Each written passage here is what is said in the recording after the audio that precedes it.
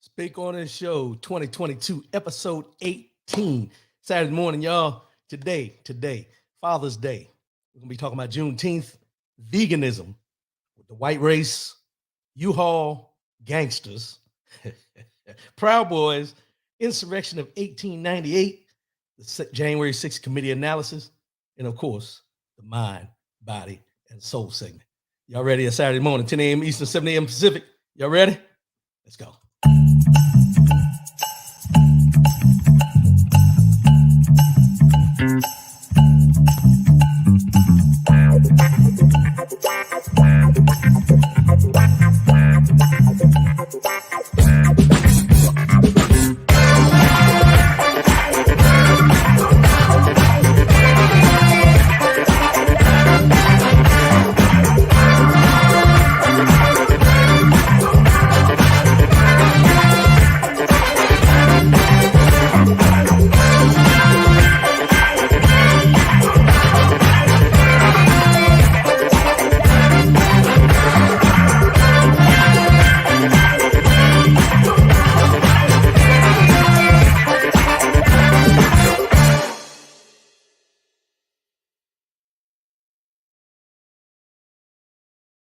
Good morning. Welcome to Speak On. I'm your boy, R.W. Coolins. Coming to you live and direct, 10 a.m. Eastern, 7 a.m. Pacific. First and foremost, giving honor to the guy who allows me to come at you in this manner on a weekly basis. I'm sorry, y'all. Got a little technical difficulty going on right here, but we're going to get through this. We still going to have a good show. Let's get these formalities out the way. OT, good morning, my brother. Good morning. Appreciate the support. Appreciate it. But y'all go follow OT. Follow OT. He's doing big interviews over there on the OT Radio Network. Make sure you follow him. Go to YouTube, go catch all the old interviews, and we got some things coming up that are in the works too. I'm not gonna put it out there right now, but good morning, my brother. Good morning. Let's get these full mail. rwcoolins.com. This website, all social media platforms, RW Coolins. Search, find, share. What you do with all the other shows, make sure you're doing with this show as well. You know, get the listenership up, get people involved in what's going on, and get some information you may not know, some information you may not already know. All right. We're broadcasting live on YouTube and Facebook this morning. After the show, you can download on Spreaker.com or Apple iTunes. On Apple iTunes, search Speak On The Show. You get all that there. Follow me. You know, just follow a brother. You know what I'm saying? You know, even if you don't like what I'm talking about, follow me anyway. Just so you can hear a little smidgen of what's really going on in the world. 844-904-2665, 844-904-2665. No matter what the situation is, let your voice be heard. All we ask is say what you mean what you say. You come in as friends, we leave as family. That's what we do here on the Speak On The Show every Saturday morning, 10 a.m. Eastern, 7 a.m. Pacific, rwcoolins.com. So now we got all these formalities out the way. Now that we got all these formalities out of the way. Brian Hoodie, good morning, my brother. Good morning. Appreciate the support, man. Appreciate the support. Now we got all these formalities out of the way. Let's get into this. Let's go on, jump in the show, because I got a lot of things I want to touch on this morning. What's going on in the world? What's going on everywhere else? Juneteenth Gaither, good morning, ma'am. Good morning. Long time no see, no hear. How you doing? Hope everything's fine on your end of the country. Hope everything is fine with you. Appreciate the support. Father's Day. And then this ain't, I don't want people out there to act like they just found out yesterday that tomorrow is Father's Day. Just like you celebrate Mother's Day, make sure you putting that same energy into Father's Day. All right. Father's Day is tomorrow. Celebrate the fathers. You know, you ain't got to buy them the socks, the drawers, the ties, you know, the normal colognes and all. You ain't got to buy them nothing. Just acknowledge their existence. That's all we ask. We just want to know and acknowledge that we're a part of this process that you call life, because it takes two to conceive. I'm just putting it out there. Take it how you want, putting it out there. Father's Day. Let's celebrate the fathers tomorrow. You know, let them know that they're just as much, you know, because it's not a competition, but they're just as much appreciated as the mothers, and what love we show for mothers on Mother's Day. That's all I'm saying. I ain't trying to start nothing. I'm just saying. Also this weekend, OT, pay a bill for Father's Day. You want somebody pay you a bill, bro? Yeah, good luck with that. I don't think that's gonna happen. You might get some drawers and some socks, but I don't think nobody gonna pay your bill. I'm just gonna be real with you. But Juneteenth. Monday is the national holiday, Juneteenth. Federal workers, government workers are off on Monday, but Juneteenth, this is something that's been in the works for a long time. Last year was the first year we celebrated. This year will be the second official celebration of Juneteenth on Monday in conjunction with Father's Day. So it kind of gets overshadowed there a little bit. However, I would encourage everybody to find some time over this weekend in conjunction with Father's Day to do a little reading up on Juneteenth to get the true meaning. Because we all know Juneteenth is, June 19th, 1865 was the day that the slaves in Texas and in the southwestern states were finally notified. That's what I say. It didn't end slavery, but it's when the people in Texas and the southwestern states were notified that slavery had ended. So it's a celebration. Go out, enjoy all the activities going on in your city, in your county, or whatever, in your state. Go participate in those. Let's make this something that is just not frivolous day off. Let's make it a day of work in the community and things like that. All right, let's do that. Terrence Collins, good morning and early happy Father's Day. Wish to you, my brother. Happy Father's Day to you. Happy Father's Day to all the fathers out there. My brother TC, all the fathers out there, all those fathers that have stepped in, all the fathers out there, no matter what name you want to put behind them. Happy Father's Day. Happy Father's Day. Happy Father's Day. Acknowledge them. No, my mic didn't go silent. Acknowledge them. All right, let's go on and get into this show because I got a lot of information I want to pass on. I don't want to be messing around with y'all this morning. Veganism. Now, we've heard a lot of people going to plant-based diets and veganism and getting away from eating meats and dairy and all that kind of stuff. But these two stories I seen this week really, really got a brother thinking about leaning more towards that side. And let me get into this real quick, because you know me. Costco and their rotisserie chickens. Everybody at one time or another, either you've bought a rotisserie chicken from Costco or you partook in some Costco chicken that somebody brought to an event. Let's just be real. But this week in this article, it says that those coveted $4.99 rotisserie chickens that shoppers flock to in Costco, two shareholders in Costco are suing the retailer for mistreating the chickens before they were seasoned and spinning. Before they got on that, on that rotating thing. Yeah. So two shareholders for Costco are going to sue them. They're suing them for mistreatment of the chickens. Good morning, Michelle Long. Good morning. Appreciate the support. So they're suing them for the treatment of chickens. And here's what it says. The lawsuit alleges that the animals are bred so large they are unable to stand up. The chickens are bred so large, they let them get so fat so they can put them on that tray out there, on that, what I'm saying. But anyway, they say they can't even stand up, an impairment that causes them to slowly die of hunger, injury, and illness. The company's practices violate livestock welfare laws in both Nebraska and Iowa, where the chickens are raised according to the complaint. It formed a subsidiary to manage its poultry supply and opened a $450 million Nebraska-based processing plant in November. Costco shoppers buy more than, watch this now, Costco shoppers buy more than 100 million rotisserie chickens annually. 100 million rotisserie chickens from Costco annually. Costco has not responded to media requests for comment on the lawsuit. Now, I'm just saying it this way. If we truly knew everything that went on in the process of the meat that we eat, and hearing this right here, that they let the chickens get, see, let me go back for a minute. You notice where they said in here that the animals are bred so large that they can't move. They can't do the things. They are unable to move and this and that, and it causes them to slowly die of hunger and all that. So this is basically a chicken's my 600-pound life. This is a chicken's my 600-pound life. So when you see that rotisserie chicken in Costco sitting there so plump, so juicy, What we think is, woo, that's a lot of meat on them bones. But you know, that's a fat chicken. That's an obese chicken that they have bred to be that big for your consumption at $4.99 at Costco. Now, I'm not saying you should stop eating. I just want to make you aware. I don't want you to be consumed by the information, but I want you to be aware of what you're getting when you get them Costco chickens.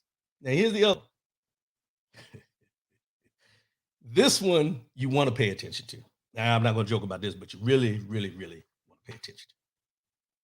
Thousands of cattle died in Kansas in recent days due to sweltering heat and humidity, officials say. Estimates vary on the total number dead as ranchers aren't required to report the amount of deaths. The State Department of Agriculture told the news organization it's doing this report. The deaths are centered in southwest Kansas, where several weather factors led to heat stress for cattle. Temperatures were in the 80s and low 90s until a sudden spike to 100 degrees on June 11th, followed by 2 more days of triple-digit heat.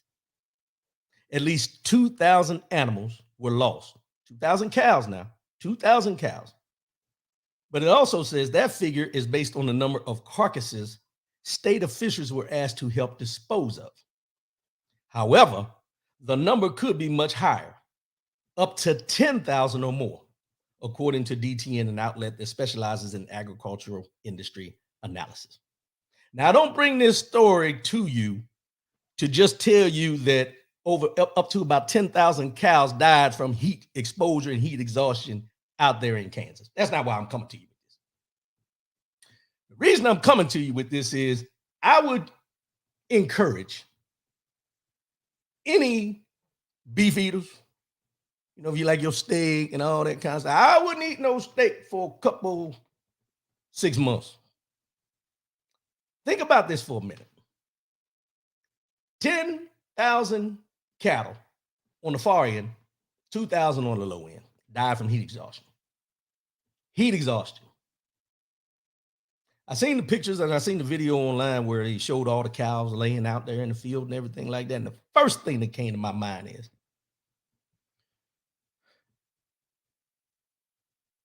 the way the industry works and the way people do things, I would not be surprised. Now, this is just me. This is R.W. Cooler's opinion. Don't hold it as fact, but this is my opinion. That if you lose 2,000 to 10,000 cattle, you ain't just going to get rid of all that cattle. You're going to find a way to get that stuff to the butcher. Now, I say that because you have to think about the butchering process. When they die, depending on how quick they get them up, get them to slaughter, butcher them up, none of that meat is refrigerated until it is cut up. None of that meat is refrigerated as we know it until it's cut up. Think about that for a minute. So depending on how long they let it lay out there in the field, depends on whether or not you're going to get some tainted meat. Just my opinion. Take it for what it's worth. But if you're a person that eats a lot of beef and them fat chickens, you might want to lean over for about 6 months and try it out. A plant-based diet. I tried it. I've tried it a couple times. It's hard.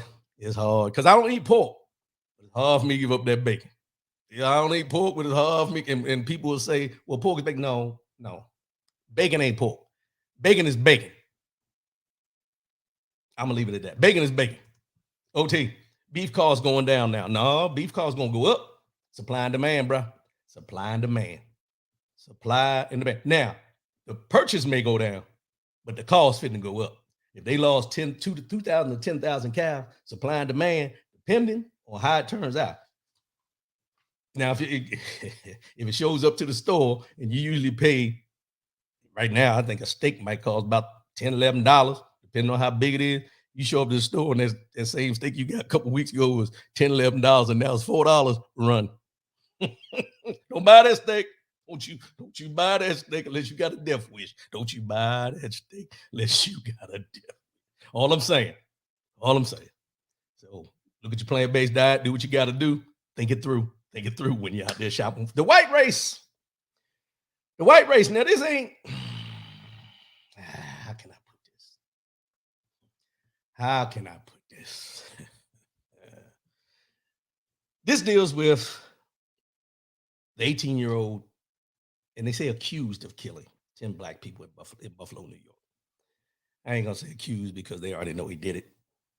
Innocent until proven guilty, depending on who you are. That's what they do. That's how it works. But anyway, the 18-year-old accused of killing 10 black people in Buffalo, New York supermarket last month apologized to his family. I want you to listen to that real clearly. This 18-year-old who went into the grocery store, scoped it out days earlier and everything, killed 10 black folks up in Buffalo, New York, apologized to his family for carrying out the mass shooting. This is what he wrote. He wrote in a note that he had to commit this attack because he cared for the future of the white race. He didn't apologize to the people who were affected from what he did, for the family members, friends, the community of the 10 people he gunned down. I don't want to say gunned down, of the 10 people he shot. But he apologized to his family because he had to commit this crime because he cared for the future of the white race. 18 years old. And they say his motive for the mass shooting was to prevent black people from replacing white people and eliminating the white race, and to inspire others to commit similar attacks, the complaint says.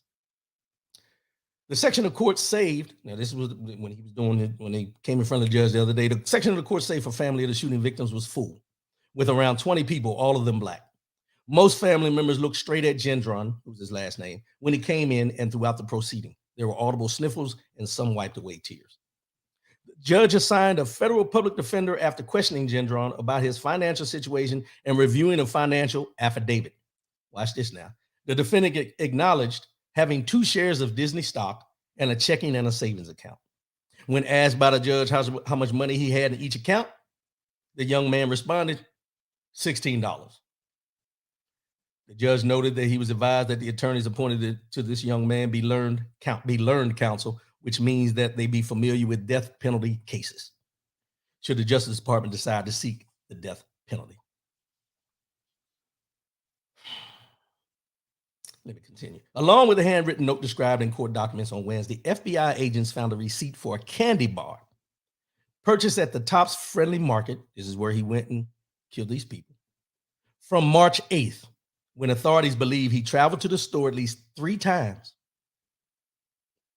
making sketches of the store's layout and counting the number of black people who were there. Just over 2 months later, on May 14th, he returned to the store where authorities say he shot 13 people who ranged in age from 20 to 86. 11 were black and 2 were white.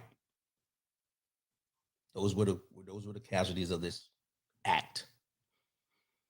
He's being charged with 10 counts of hate crime resulting in death, 3 counts of hate crime involving bodily injury, 10 counts of use of a firearm to commit murder during and in relation to a violent crime, and 3 counts of use and discharge of a firearm during a violent crime.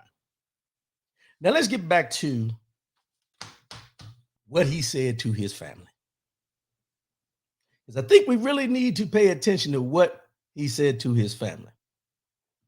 He said, and I quote, he had to commit this attack because he cared for the future of the white race.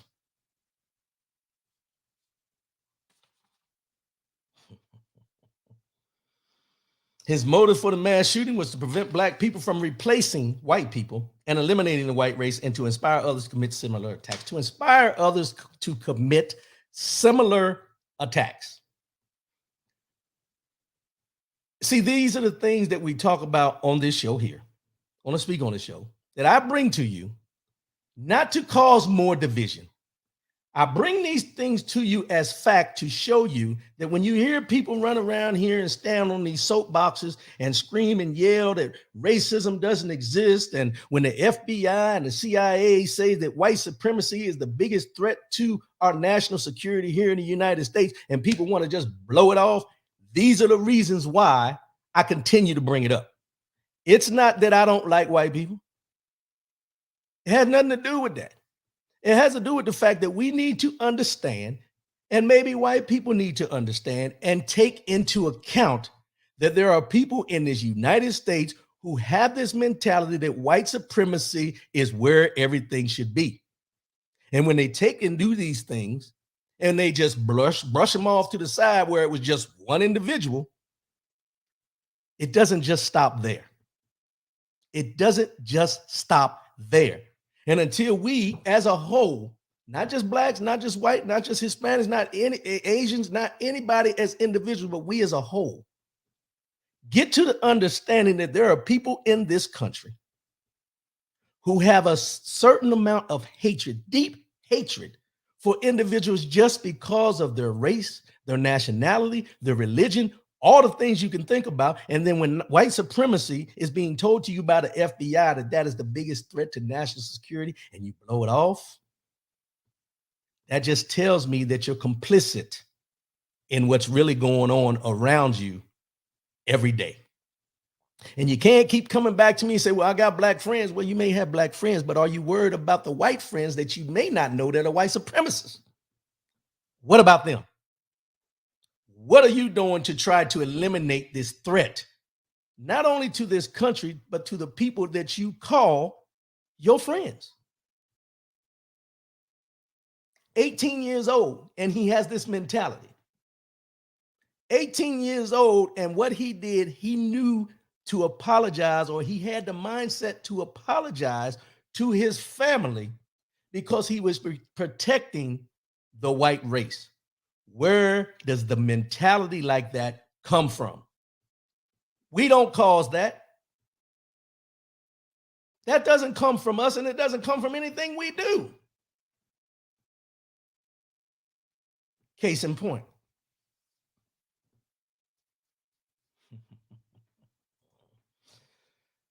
U-Haul Gangsters. Now, when I first heard this story, I was concerned, and I'm still concerned. Let's be real. When you hear about 30 alleged members, and they say alleged members, they know who they are.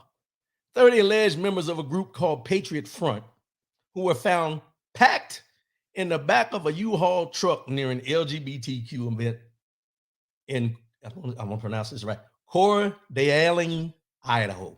It's got a French name to it, but I'm just going to say Idaho somewhere up there on Saturday. When I heard there were 30 people arrested because they were trying to infiltrate an LGBTQ march, parade, or whatever it was, and there was 30 of these Patriot Front people trying to go and cause problems and do whatever they do against these people because they don't agree with what type of lifestyle they may have. I said, that's par for the course. These are the things we talk about when we talk about the white supremacy aspect of this, because understand all 30 and this Patriot Front is a white supremacist group. They don't like LGBTQ community activities either. These men I'm not even going to call them men.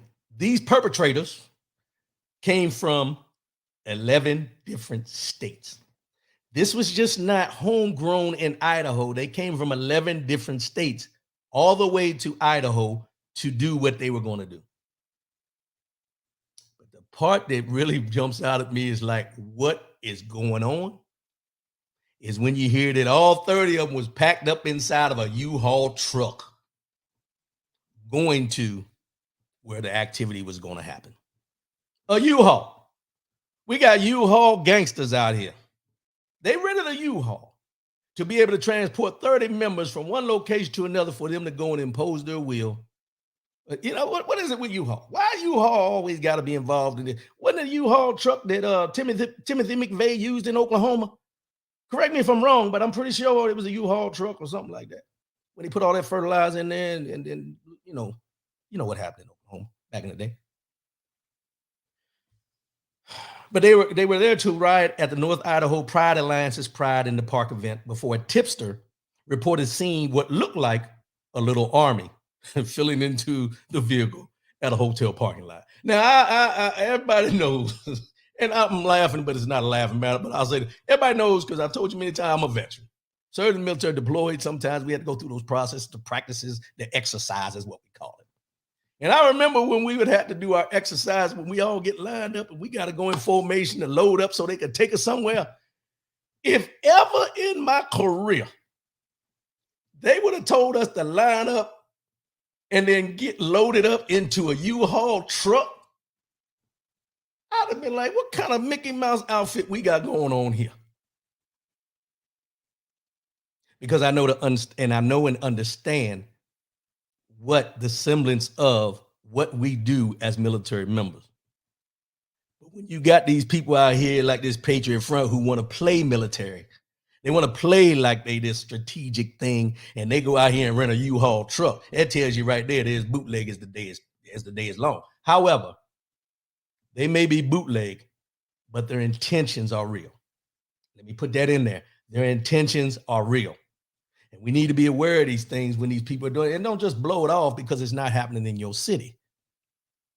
This is 30 people. They came from 11 different states for one parade in Idaho.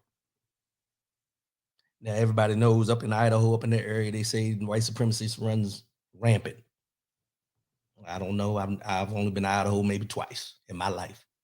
And I was sheltered by the military installation I was going to. But from what I hear, this is not something new in that area, but for them to come from 11 different states throughout this United States of America, pay attention. The attorney for one of them told the Associated Press on Sunday, excuse me, that the group is nonviolent and that the members have First Amendment rights to free speech. Even if you don't like the speech, they have a right to make it, he said. The men have been charged with misdemeanor conspiracy to riot. Police say they found a smoke grenade and protective gear, including shields and shin guards, in the group's possession. They were scheduled to be arraigned on Monday. The Anti-Defamation League describes Patriot Front as a Texas-based organization. And this is what they are. A white supremacist group whose members maintain that their ancestors, I want you to listen to this real quick. Let me start this over because I want you to really listen to this. It's a white supremacist group whose members maintain that their ancestors conquered America and bequeathed it to them and no one else. Patriot Front is known for its online presence and for holding flash demonstrations, unannounced rallies in which members march in khakis and blue or white shirts, often wearing masks, according to the American Defamation League. Photos show that the suspects were wearing similar outfits when they were arrested.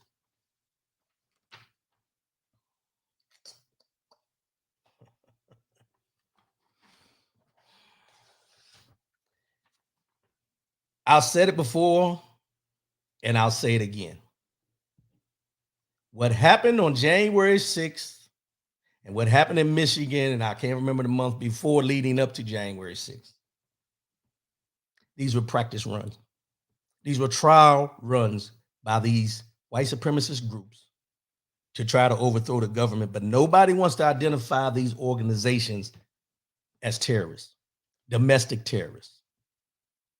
They're trying to overthrow, and what they try to do is try to put this in here with the Second Amendment about it's a tyrannical government is what they're going against. They want to overthrow the government to instill or input who they want in charge so they can rule how they want to rule. U-Haul gangsters, and we're going to get into the Proud Boys, and we'll get into the Proud Boys. No. Yeah, let me go to this first. I'm gonna skip around for a minute, y'all, because this is something I think you need to understand because this goes way back. We talk about what went on with the Proud Boys. We talk about this U-Haul gangsters. We talk about all this white supremacy going on in the current time. But let me give you a little history lesson real quick, because we're in the time of Juneteenth, and remember June 19th, 1865, Juneteenth. But there's an insurrection that happened in 1898 that we never hear about, is never discussed, and it happened right here in this United States on this soil. The Wilmington Insurrection of 1898, also known as the Wilmington Massacre of 1898 or the Wilmington Coup of 1898. See all those different words for what it really was? That's exactly what they're doing right now with this January 6th investigation. They want to call it so many different names to try to take the focus off of what it really was. Some call it a coup, some call it a riot, some call it just what do they call it? a protest, all these different names that they want to label these things that rather than keeping it to the facts of what it is. If you look up the word insurrection, which I didn't do because I wish I did, because I could give you the exact definition of what an insurrection is, then you would get a better understanding. But take time, find time to do it. You can Google it. Just put in insurrection, see what it means. But this is what happened in Wilmington, North Carolina. The Wilmington Insurrection of 1898 was a riot and insurrection carried out by white supremacists in Wilmington, North Carolina. 2022, 1898. 2022, 1898.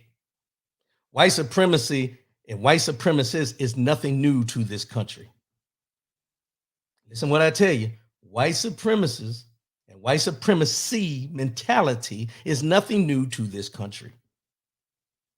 It's always been a threat. It will continue to be a threat until it's faced head on.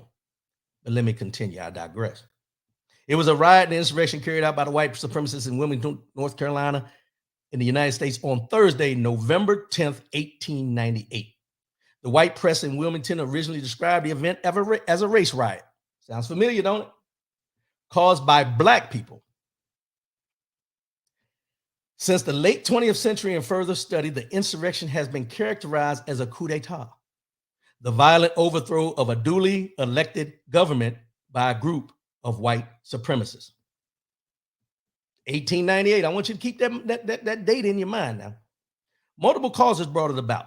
The coup was a result of a group of the state's white Southern Democrats conspiring and leading a mob of 2,000 white men to overthrow the legitimately elected local fusionist biracial government in Wilmington, North Carolina.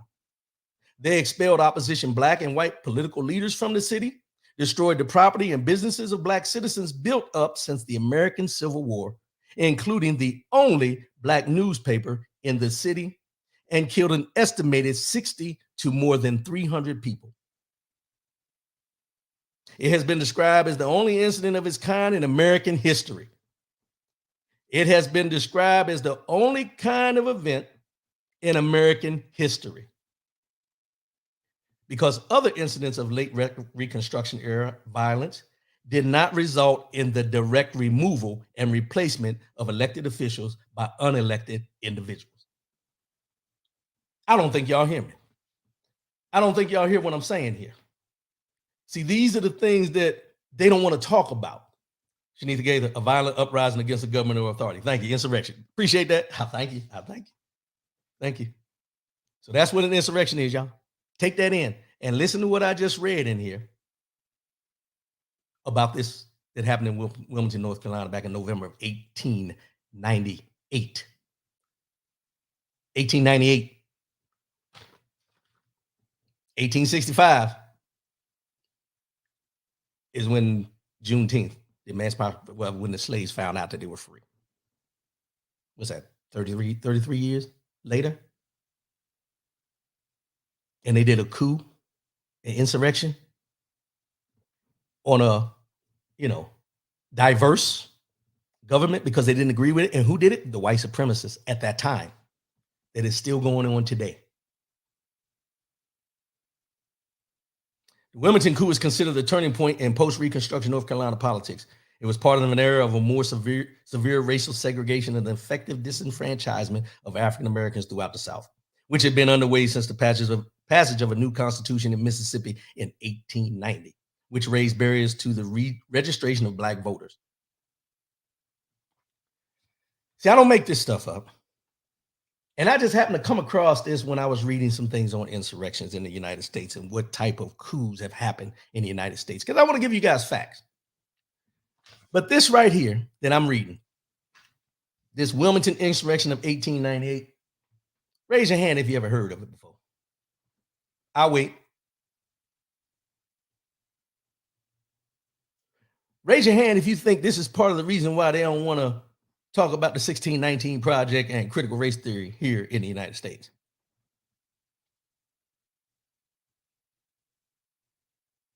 See, this revisionist history that they want to do, where they want to revise what happened, these are the things they leave out. These are the things they don't want you to know about. See, for us, for most of us, and I can speak for myself in this, most of us think white supremacy is something that happened starting around in the 90s, the 80s and 90s, the 1900s. White supremacy has been around since slavery, if you really think about it. Slavery was about white supremacy. These things don't just happen by chance. This is in the soil of the country. And when I say in the soil of the country, you have to think about what I'm saying here. I'm not saying that everybody who is white has this white supremacy mentality. It's not what I'm saying. And see, some people will try to take that and run with it. It's not what I'm saying. But you have some folks in this country who have this mentality, because just like this young 18-year-old young man said, who don't even know who he is, probably ain't even just got past puberty yet, is out here trying to defend the white race from his mentality and what he's been told, what he's been seeing, against an enemy that is not there, which is any other race that's not white. That's what they've told him. That's what he's learned to understand. And if this young 18-year-old has that mentality, how far does it trickle down in other young white children?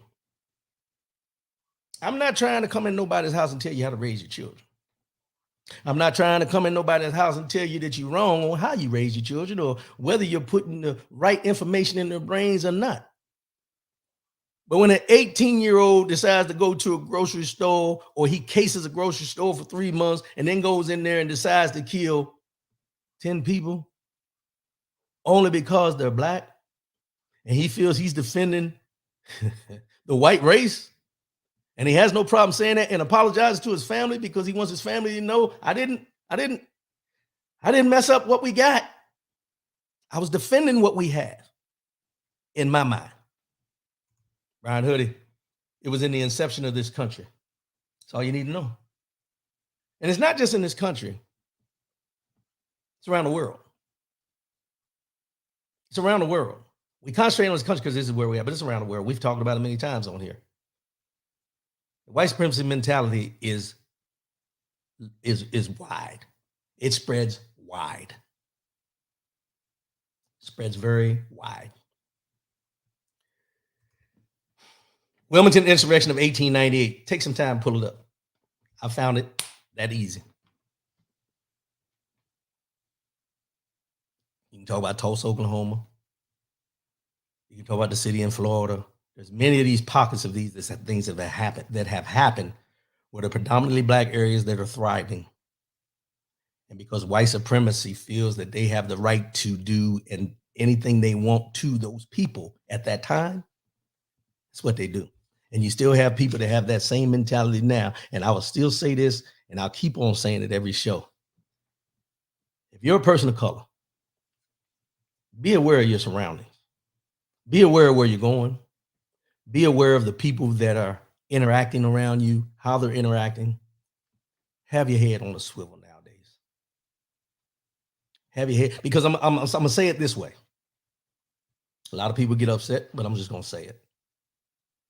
The same mentality that this country wanted us to have after 9/11, when we were going through airport security and we seen people on the plane that they, because they were from the Middle East, that everybody thought because they were from the Middle East, they were Muslim terrorists or whatever. And everybody was on high alert, wondering what they was going to do if they had on the head wrap. I don't know what they call it, all those type things, the normal wear.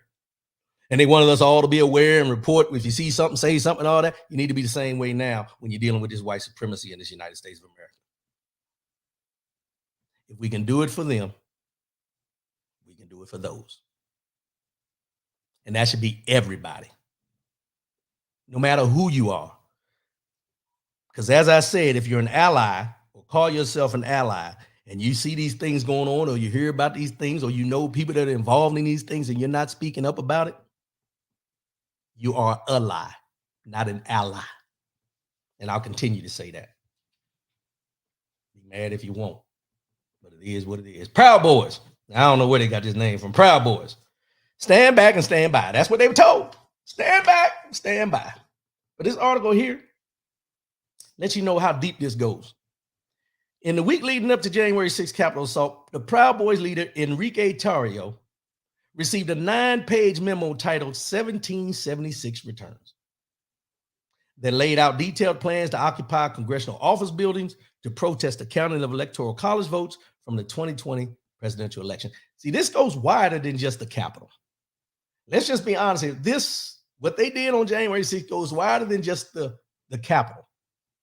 They were talking about going into the Supreme Court and taking over office buildings that surround that area. I don't know if a lot of y'all ever been to DC, but the Capitol, where it sits, Supreme Court, all the other buildings that surround it are all government buildings.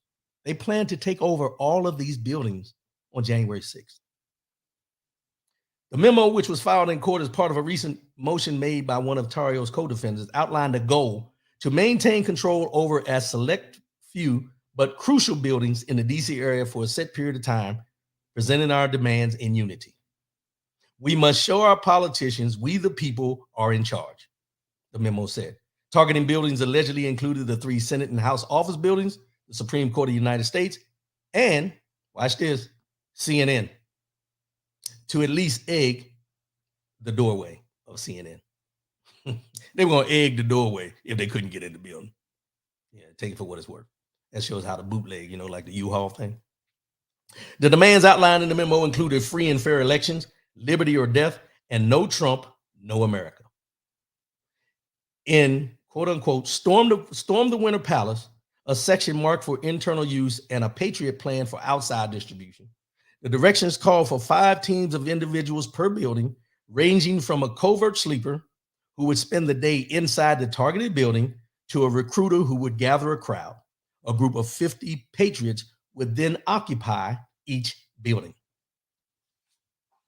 Between January 1st and January 5th, the memo says those in charge should recruit members, scope out road closures, and set up appointments with various representatives in the buildings. And this is where they used it to their advantage, even though they were deniers of it. Use COVID to your advantage, the document advised. Pack huge face masks and face shields. Protect your identity. So they weren't wearing these masks to protect them from COVID, but they were using the COVID protocols to protect their identity. On January 6, 2021, 1776 Returns directed certain individuals known as leads to dress in suits and stay inside the targeted buildings to find entrances and exits. Once a sufficient crowd was recruited, the memo suggests those already inside should open the doors and allow the group to enter. This might include causing trouble near the front doors to distract guards who may be holding the doors off. The goal is to ensure there is an entry point for the masses to rush the building. Participants around the city should pull fire alarms at various locations like Walmart, hotels, and museums to distract law enforcement if necessary. Once inside, the entire group would then present its list of demands and perform sit-ins in certain senators' offices. The manual advised readers to use large trucks, U-Haul, or a large caravan of cars to block intersections to make traversing the city more difficult. And this is what they said. Now is the time to reach out to truckers or bikers for Trump for these roadblocks. Now, I know that's a lot, but it just shows you how intricate and how detailed what happened on January 6th was, how the planning leading up to January 6th was going on, how the denial of these senators and congressmen who were put in office to protect you, we the people, and to put legislation in place, don't have a problem with what the Proud Boys were doing. And if they didn't have a problem with the Proud Boys were doing, then they didn't have a problem with what was going on in Idaho. They don't have a problem, even though they want to send out prayers and condolences to the family, they don't have a problem with what happened up in Buffalo. Hell, they don't even have a problem with what happened in Texas. And we get into this gun legislation, but the gun legislation, the white supremacy movement, all these things go hand in hand. Because if you put gun legislation in place, then it minimizes to a certain extent the capabilities of what the white supremacists want to do. Because now you're dealing with their hardware. They're weapons of war. They're weapons of destruction. You're dealing with that when you start putting this gun legislation in. All this stuff intertwines. But we have these people up here that sit in the Capitol and the Congress and the Senate and even in the White House at a specific time that don't care. They don't care because what they're looking at is the fact if they don't have to do it, no harm, no foul. They pass those things down through other folks. Let them carry out the dirty work. Abel Wheaton, good morning, sis. Appreciate the support. Thanks for the Father's Day wish. Appreciate that.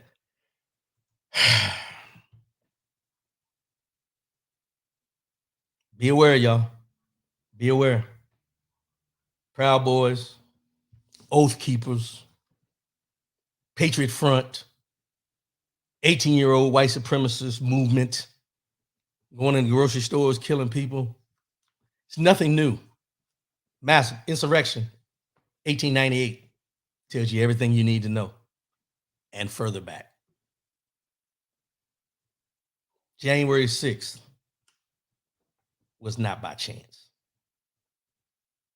January 6th was not by chance. January 6th was something that was done to themselves, not just to people of color, of what happened in 1898 in Wilmington, North Carolina. So I don't know how many people watched this week. You know, we had another hearing this week, but it's Judy Mills had to be on constant alert. Yes, ma'am. Good morning. Appreciate your support. Yeah, you got to be on constant alert.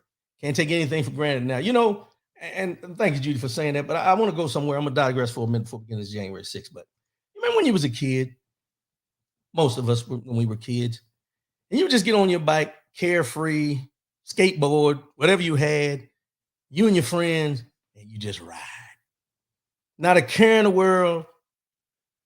You know, nobody cared about what color you were. You know, your people did, but your friends, the black kids, the white kids, the Hispanic kids, all the Asian kids, whatever kids were kids, all got together and just went. Played sports together out in the parks. We did everything together. Drank out of water hoses coming out because we couldn't go in the house and get water. So you had to drink from the water hose connected to the house. Y'all remember that? Playing tag, playing football, playing, hide and go get it. Some of y'all. But those days when we really didn't worry about what we were doing, our parents worried, but they weren't consumed with their worry like we are as parents today. To look out for the welfare of our children and somebody going into a school and shooting it up just because that's what they feel they want to do that day. I remember back when, and I'm digressing a little bit, I remember back when everything was going on in Atlanta, when the young black boys were coming up missing. And us as young kids, we were nervous. We didn't know if it was going to spread all the way up because we, at that time, you hear about Atlanta and things like that, but you don't know how far it is away. You don't know how much it's going to gravitate to where you are. But when people come on up missing and stuff, those were things that traumatized us at that time to think, oh, wait a minute. But once he got caught, you didn't worry about it no more. You went on and kept on playing like you was playing before. We can't do that now. We have to be on a constant reminder that there's people out here who do not have your best interests at hand. You, your children, your family members, your friends, anybody. Anybody. And as sad as it is to say that, it's the truth. It's the truth. And if we really sit back and think about it, when I'm getting with this January 6th committee, if you really think about it, to know that we have government officials and a former president of the United States stoking the flames for these people with this mentality to impose their will on whoever they want with no consequence should tell you everything you need to know about why you need to be on constant alert. So this week on the January 6th committee, I'm going to just talk about two things on this. There's a retired judge named Luttig, Luttig. Before I say that, Jim Jordan this week, who was supposed to testify, first he was supposed to be on January 6th committee. They wouldn't let him on because of his interactions of what went on January 6th. But at the same time, he was subpoenaed to go testify. He won't testify. He's scared to testify. That's just me. But this week he wrote a tweet and he said, Real America doesn't care about the January 6th committee. Gas is over $5 per gallon. See that distraction tactic. Saying people don't care about January 6th, they're worried about the gas. Yeah, we're all worried about the cost of gas. We're all worried about the cost of living. We're all worried about the groceries. We're worried about them cows and them chickens too. But for him to come out and say this as a representative for Ohio tells you everything you need to know about what Jim Jordan played and what role he played in January 6th. The deflection. House Judiciary, and this came from the Twitter of the House Judiciary GOP, Republicans. Anyone objective would admit three things. This is what they say. Number one, the January 6th committee news is dominated by those inside the DC bubble. Number two, the committee hasn't produced any new bombshell evidence. And number three, normal Americans want to know why gas is $5 per gallon. See how they go back to the $5 a gallon? But these are the same people who invested 13 months on Benghazi. 13 months and many, many American tax dollars on Benghazi to smear and minimize the potential of Hillary Clinton becoming president. That's what they did. And a lot of you fell for it and decided not to vote for it because of what you heard, not what you knew. But that's another story for another day. Let's get into this. So retired judge, Republican judge, John Luttig, has been an attorney in the Reagan White House, a clerk for Antonin Scalia, and one of the nation's most prominent conservative judges, overseeing clerks with familiar names such as Ted Cruz and John Eastman. Remember those two names, Ted Cruz, John Eastman. Not surprisingly, during some recent Republican administrations, Luttig was considered for the U.S. Supreme Court. When then Vice President Mike Pence and his team weighed their legal options after the 2020 election, they sought the former judge's advice. He told them to follow the law. They did. Now, this is the person who was advising Mike Pence that nothing he said, nothing he could do could overturn the will of the people. And if he went up there and tried to return the electors to the states, it was illegal, basically is what he told them. Nearly 2 years later, Luttig delivered a warning to the bipartisan select panel investigating the attack on the Capitol. Trump and his Confederates, this is what he said, Trump and his Confederates not only targeted our democracy after losing in 2020, they prepared to do it so again. They are prepared to do it again. This is what he said. To this very day, the former president, his allies, and supporters pledged that in the presidential election of 2024, if the former president or his anointed successor as the Republican Party presidential candidate were to lose that election, that they would attempt to overturn that 2024 election in the same way that they attempted to overturn the 2020 election, but succeed in 2024 where they failed in 2020. This is coming from a well-respected judge now. He also added they are executing that blueprint in open and plain view of the American public. There's a school of thought that says the January 6th investigation is unnecessary, an idea exposed by those eager to, as they put it, move on. The pushback to such an argument is obvious. Given the seriousness of the plot against our political system, accountability demands an accounting of what happened and who was responsible. But even if one is mistakenly indifferent to those questions, the point of this exercise is not inherently retrospective. The committee's work and the search for truth is about our future too. And then he said, on January 6th, Luttig said, it was a war within a broader war over the future of the country. A war irresponsibly instigated by the former president and his political allies and his supporters. The war still rages today, he added. And as a political matter of fact, only the party that instigated this war over our democracy can bring an end to this war. Now, this is coming from a well-respected judge who testified in front of the committee the other day to let people know and put you on notice that what happened January 6th ain't over. They're still planning. They're still plotting. He also told the committee that if Vice President Mike Pence had obeyed Trump's orders and declared him the next president on January 6, 2021, it would have plunged America into what I believe would have been tantamount to a revolution within a constitutional crisis. The United States would have been facing its first constitutional crisis since the founding of the Republic. Now, I know that's a lot, but you can go and pull up John Lyddick's statement to the committee to read in detail what he said, because that wasn't all of it. But the one thing he did say, and I want to make sure that I get this in here.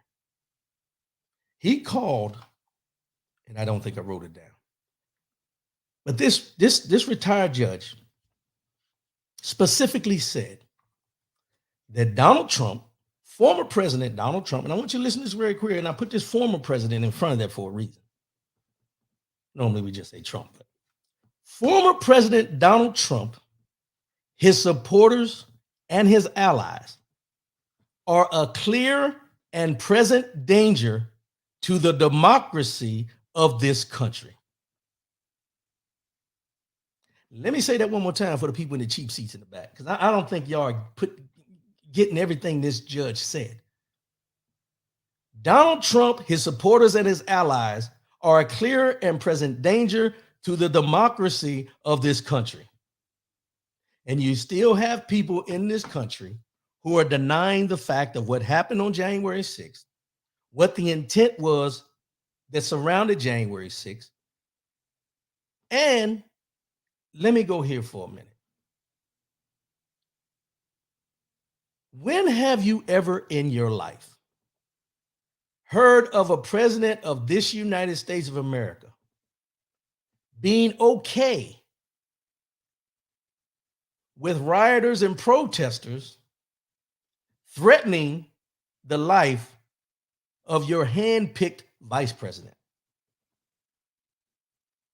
When in this country have you heard or known of a president who is okay with the threats towards his hand-picked vice president because he did not do the will of what you wanted him to do because it was illegal? And everyone who supports Donald Trump to this day that knows that, whether you like Mike Pence or not, because I have my problems with Mike Pence, because he knew who Donald Trump was for the 4 years he served under. Let's just be real. However, and I'll continue to say this, I don't wish death on anybody. But these Proud Boys, these Oath Keepers said if they would have gotten, or if they would have been able to get a hold of Mike Pence, knowing that he was not going to follow what Donald Trump wanted them to do for him to stay in office, they were willing to kill him. Listen to what I said here now. They were willing to kill the vice president of the United States of America. Everyone within earshot and everyone who heard this said in that committee the other day, all across the United States of America, if you don't have a problem with Donald Trump wanting his vice president killed, or not having a problem with him being killed, or saying what happens to him happens because he was a wimp and a P word, if you don't have a problem with that, then you shouldn't have had a problem with John Hinckley trying to assassinate Ronald Reagan back in the 80s. Huh? If you don't have a problem with what Donald Trump was going to be okay with what they did to Mike Pence, then you should not have a problem with what John Hinckley tried to do to Ronald Reagan. You should not have a problem with the person that assassinated John F. Kennedy. Because what you're doing is you're picking and choosing what is best for what your interest is. Assassination attempt on a president, vice president, sitting congressman, people in a grocery store. Let's be real here. If people are going to be that comfortable to look the other way when these things happen because it's not happening to you, and be okay with it, and still look at this person as you want him to be the leader of this United States of America, what does that say about you and your mentality? You don't care. It's about power. It's about power. No respect for anything that has been written that you always want to fall back on the forefathers about. No respect for the rule of law. No respect for the people who are up there to legislate. You're talking about killing somebody and being okay with it. Let that marinate for a minute. You're okay with the second most powerful person in this United States by position being killed because he didn't go against the law and what you wanted him to do. And there's people in this United States right now who are okay with that. There are people in this United States who are okay with what that 18-year-old boy did in Buffalo. There are people in this United States who don't want to revisit 1898 and the insurrection in Wilmington, North Carolina, because it shows the trend of everything that's gone on in this country for years and years. But in 2022, 2020 to be exact, 2021, because January 6th was in 2021. You have people that were okay with the president of the United States saying that his vice president that he handpicked, he was okay if any ill will or any harm was done to him because he was a wimp and a P word.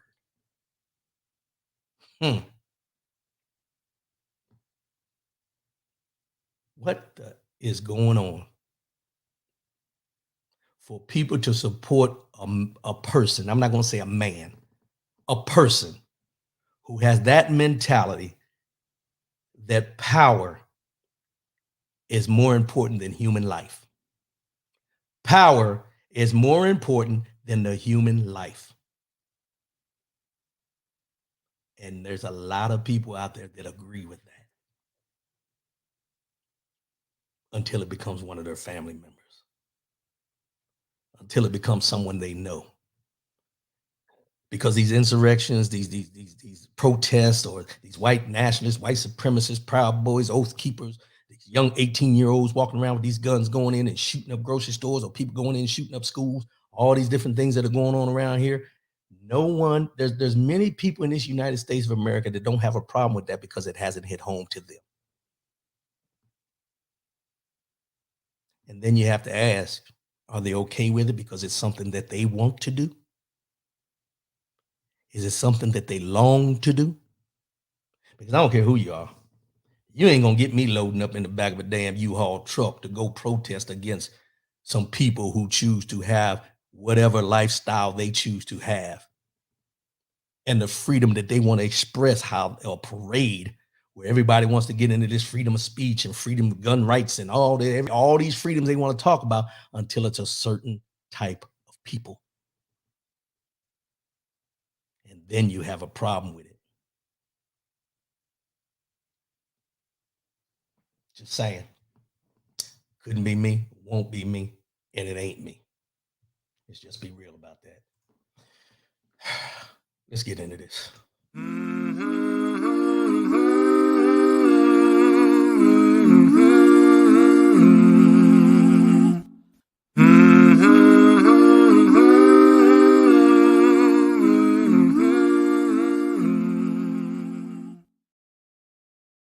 Mind, Body, and Soul. Mind, Body, and Soul is the segment we come with you every week consistently, 1,440 minutes in a day. Let's make each moment count. That's what we're doing, taking it moment by moment, minute by minute, enjoying the totality of what God has blessed us to get every single day. Today's quote is by John Wooden, and the quote says this: "Don't let making a living prevent you from making a life." Don't let making a living, let me say that. Let me just start. That didn't even sound right. It came out my mouth all wrong. I got to come down off of what I was talking about. Don't let making a living prevent you from making a life. John Wooden. You know, I got this quote this morning, and as I found this quote and it jumped out at me, I started perusing Facebook a little bit after that because I had a little time before the show.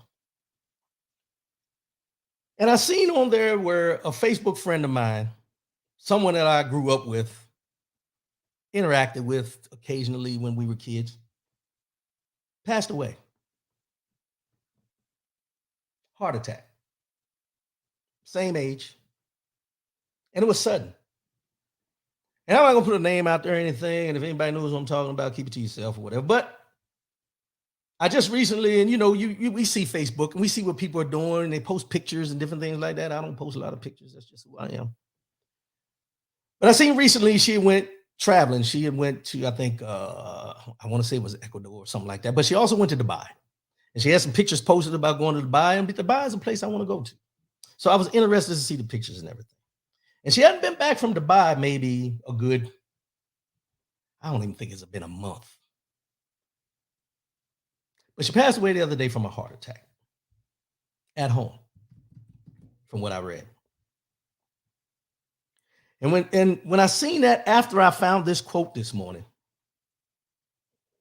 it opened my eyes to a lot of things, because also in this week, there's been a lot of discussions with me and some coworkers about retirement, about leaving a job and being able to go freely and do what we got to do. This has been coming up a lot at our age, because we're at that age now where people are looking to retire and just enjoy life. But then I had to sit back after I looked at this quote, and it says, don't let making a living prevent you from making a life. Because a lot of times we get so caught up in our jobs and our everyday activities and what's going on, what has to be done here, what has to be done there, and we don't really concentrate on the fact of what our life is all about. And then to know that this young lady that I grew up with passed away the other day from a heart attack at the same age as me, and then to see her, she went to Dubai and she was living life. And I don't know all the intricate details of her life and everything, but just the pictures that she posted, she was living life. She was enjoying life, doing the things that she probably wanted to do. And I say all that to tell you guys this morning. Start living. Start living. Stop just going through life and start living life. Start taking advantage of the life you have each day. Stop putting that job, stop putting all those other activities that you may put at the forefront of your family, friends, loved ones, all that. Live life to the fullest. Anybody that's the same age, I don't have a problem throwing, I tell people, I'm 56 years old. And I look back over my life, and I've enjoyed my life. And I lived my life sometimes to the extreme. Let's just be real. Sometimes to the extreme. And now I find myself at this point in my life being more steady. Back then everything was fast and furious. Now I'm just steady and consistent. But I haven't stopped living. It's a different type of living. See, the lifestyle I live now is a consistent, steady pace, and stopping to smell the flowers and enjoying each moment for what it has to offer. Back then, when I was going through life, I was trying to enjoy each moment. But if I think about it, each one of those moments, I can't even recollect. It's certain events that I remember, but not the moments. Enjoy your life. Live your life. Take advantage of things. And one thing that I would tell you is this.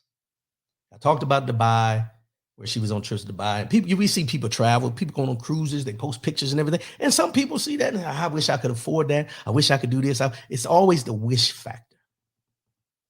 Let me tell you something. And I'm not telling you this to go into debt, but I'm telling you this so you can live life. That trip you want to go on, that car you want to buy, that house you want to buy, if that's what your heart desires, go for it. Because one day, as hard as it is for us to come to this conclusion, but one day, you won't have that opportunity. If you can find a way to enjoy the fruits of your labor without getting to the point where you're worrying about how you're going to pay this, how you're going to pay that, I'm not telling you to go broke in this process. What I'm telling you is don't have the mentality of being broke from stopping you from enjoying the process. Don't have the mentality of being broke to stop you from enjoying the process. This life is given to us one time, and you have to take advantage of each and every day and enjoy it. Judy Mills, just do it. Don't overthink it. It's just that simple, y'all. It's that simple. It's that simple. We get caught up in, like I was just talking about this, when I come on here in the mornings and I give you all what's going on in the world around us and who's doing this and how this insurrection and, the white supremacy and all that. But I'm not going to allow those things to stop me from living my life. And you shouldn't either. There's too much that God has blessed us with. Too many avenues that God has shown us of ways for us to take advantage of this life. For us to sit back and think that we don't have the ways or the means to find and be able to do what our hearts desire. Find a way to do it. Ride that ride. I always used to throw people, I said, I'm going to ride this thing till the wheels fall off. I ain't going to ride it till the wheels fall off. Because if that wheel fall off, I'm putting another wheel on because I'm going to keep on riding. I don't know what you're going to do. If I get that flat tire, if I got to ride on 3 wheels or get out and walk, that's what I'm going to do. I'm going to exhaust every breath that God chooses to give me and enjoy it to the fullest extent. You can't keep living in the past. You can't keep holding on to what ifs. You got to deal with what is. And what is that you woke up this morning, and God willing, you'll wake up again tomorrow and the next day and the next day. And in each one of those days that you open your eyes and take that first breath, you understand that for this 1,440 minutes that I got today, I'm not just going to make a living. I'm going to make a life and do what my heart desires and enjoy every moment. Smell them flowers, y'all. Smell them flowers. Enjoy yourself. Stop waiting. Stop waiting. I had this conversation with somebody the other day. Father Time is undefeated. And we say that a lot when sports with athletes. And, I used to say it when I played basketball and sports when I had to have my hip replacement. Father Time is undefeated. But life is not. If there's something you can't do because of a medical condition or something like that, find something else to do. Don't sit over there wallowing in that, because over on the other side, there's something else you can do. Persevere, keep moving, and make this life the best it can be. That's why it was given to you. Enjoy it. Keep on keeping on. I appreciate everybody tuning in today. Thank you, thank you, thank you. Happy, happy, happy Father's Day to each and everyone out there. As I said in the beginning, all the fathers and all the fathers that stepped in. Do what you do for your mothers in the same capacity that you do for your father. Show them the appreciation. The socks, the drawers, the colognes, and everything. We appreciate that. Sometimes it's just a phone call. Sometimes it's just a word of saying, I appreciate everything you've ever done for me and continue to do. And that I love you for being a role model. May not have always been good, but I appreciate you for being a role model to show me what a man is supposed to be and what a father is supposed to do. We don't all get it right. None of us are perfect. But the attempt at doing everything you can is all that's required. There's no handbook. There's no handbook. We give moms the benefit of the doubt without that handbook. Let's give the fathers the benefit of the doubt without the handbook. Brian Hoodie, happy Father's Day, bro. I appreciate you, man. Appreciate you. Janitha Gaither, happy Father's Day. Appreciate you. And like I said, celebrate the fathers. Continue to pay attention. Be conscious. And as I always say, and I'll continue to say this, be aware, but don't be consumed. Be aware of what's going on around you, but don't be consumed to the point that you can't go out here and enjoy life and live life. Get on that trip, book that trip. You can make payments on the trip. Plan it, because here's the thing. When you don't plan it, it never happens. When you plan it, it comes to fruition. Just do that thing. Make payments on it. Do what you got to do. Just don't go broke on it. Say R.W. Cooler told me just spend my last check on this trip. No. I got 5 on it. I can help you with 5, but I can't help you with a whole lot. I love y'all. I appreciate y'all. And don't forget, also celebrate Juneteenth. Celebrate Juneteenth. And if you don't have time to celebrate, just go and read up on some things about Juneteenth. Learn what it was all about. Learn what Juneteenth is all about rather than listening to word of mouth. If there's events going on, parades and things like that, go be a participant. Don't just sit home. It's not about a barbecue. It's not about all that. Go out, read, do your research, learn your history. Just like it was easy for me to find out about that massacre in 1898, it's easy for you to find out what's going on in your community with these Juneteenth events. I love y'all. I appreciate y'all. And I'll holler at y'all next week. Love yourself. Love one another. Keep your head up. And most definitely, keep your faith in God. I'll holler at y'all next week. And I'm out. Peace.